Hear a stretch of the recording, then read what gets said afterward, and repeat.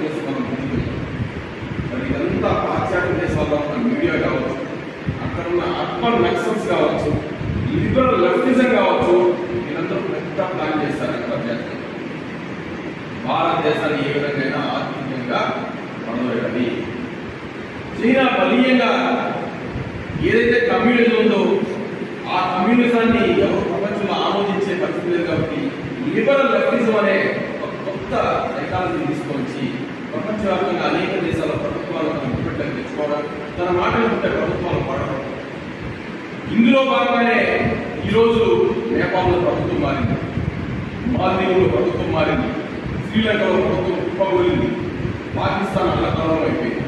ఆఖరికి పటిష్టమైన ఆర్థిక వ్యవస్థ కలిగిన బంగ్లాదేశ్ కూడా షేక్ హసీనా గారు భారతదేశానికి విధేయురాలుగా ఉంది.